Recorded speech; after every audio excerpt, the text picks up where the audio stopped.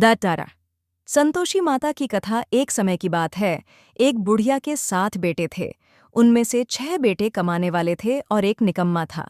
बुढ़िया अपनी मेहनत से 6 बेटों के लिए भोजन बनाती और जो बचता वह 7वें बेटे को दे देती।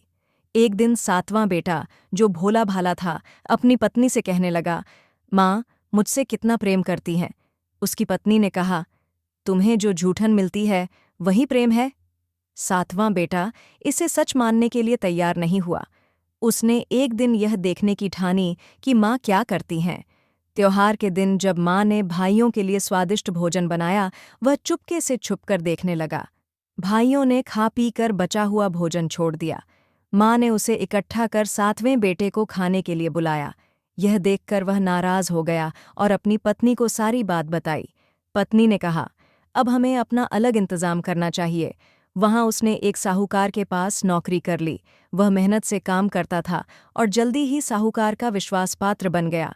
धीरे धीरे उसकी स्थिति मजबूत हो गई और वह बड़ा व्यापारी बन गया।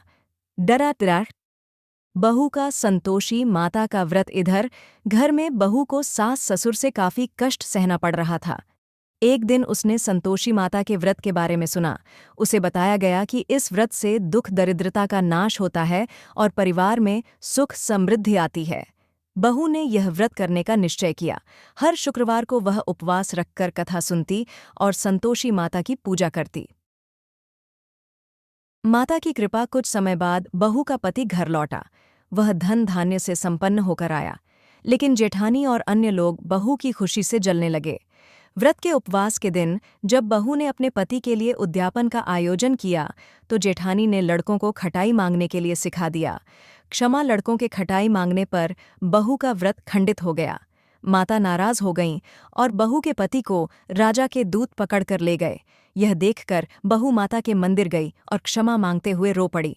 माता ने उसे क्षमा कर दिया और कहा कि उसका पति शीघ्र लौट आएगा। कांडन ने व्रत का पूर्ण फल। बहू ने व्रत को पुनः विधिपूर्वक पूरा किया। इस बार उसने सब नियमों का पालन किया। उद्यापन में खीर और चने का साग बनाकर ब्राह्मण लड़कों को खिलाया। इसके बाद माता ने उसे आशीर्वाद दिया और उसके घर में हमेशा के लिए सुख शांति आ गई। इस प्रकार जो भी भक्त सच्चे मन से संतोषी माता का व्रत करता है, उसके सभी कष्ट दूर हो जाते हैं। माता की कृपा से उसके घर में सुख शांति और समृद्धि का वास होता है।